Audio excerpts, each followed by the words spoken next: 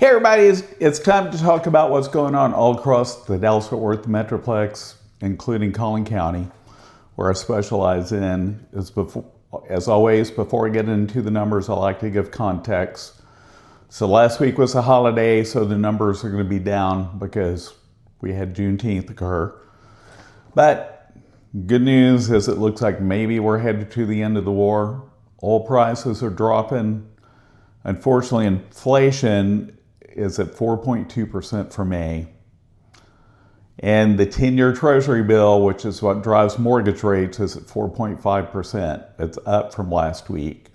The Fed's talking about increasing overnight rates. That affects the sentiment.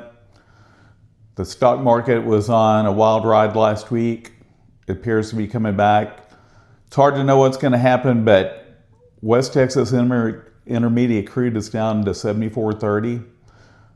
The talk is oil prices may drop to $65 here in the U.S. a barrel. That will really help inflation. It'll take some time for what's in the pipeline to go away. And Brent crude is at 78. Let's see. So we're going to have to keep an eye on that, see what occurs. New Fed chief is kind of an unknown for the market, so that's caused a little extra volatility. Hopefully he's going to do what's best for the economy. Seems like he will. Hard to know, but let's see. Hope you've enjoyed all this rain we've had if you're here in the DFW Metroplex. It's been really nice. Rained at my house today. So, all across Dallas-Fort Worth last week, there are 8,376 new listings. That's down 815. Pardon me. 974 homes went back on the market, down 71. 1,264 home sellers increased the price of their home. That's at 374. Sellers, I can tell you, I know I say it every week, this is not a seller's market. Saturday, I held an open house up in Aubrey. The only person that came by to the open house was a lender who had never been to Aubrey, and he visited every open house in the area, and the agents all said they had no buyers coming through. Is it coincidence it just happened to be because it's Father's Day weekend? I wouldn't say so. There's a lot of uncertainty in the market. That's why it's great for buyers to be looking and sellers, even though it may seem counterintuitive. It's an opportunity for you, though you get less. You'll pay less for the new house, possibly get seller concessions, and most likely buy under what the home's listed for. Most homes are getting reduced, as you're going to see in this number. 10,305 sellers decrease the price of their home. That's down 335. Look at that number. It's almost 2,000 more price reductions than new listings. And that 10,000 plus number is similar every week.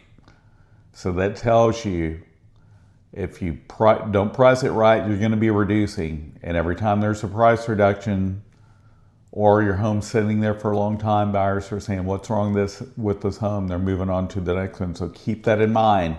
Pricing it high does not give you room to negotiate. Pricing it high means you may not sell at all, or you'll sell for even less than you would have had you priced it correctly. Listen to your agents, as I always say.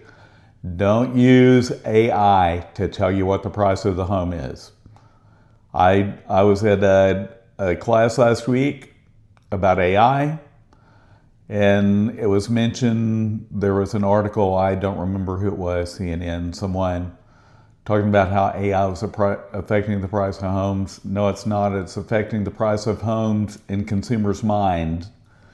Remember, AI hallucinates. It does not know what values are, period.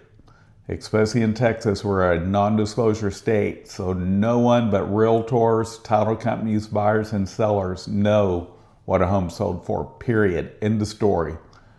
No discussion. No matter what anybody tells you, they do not know. AI cannot find that information. It's behind a vault. There are 1,852 homes that went under active contract. That's actually up 22 from the last week. There are 4,940 homes that closed, down only 82 from the week before. 601 homes expired off MLS. That's down 1,231 from the week before. 2,771 home sellers canceled their listing, down 69 from the week before. Now let's talk about Collin County. There's currently 6,015 homes currently active. So if you're looking in Collin County, lots of opportunity. I mentioned it last week.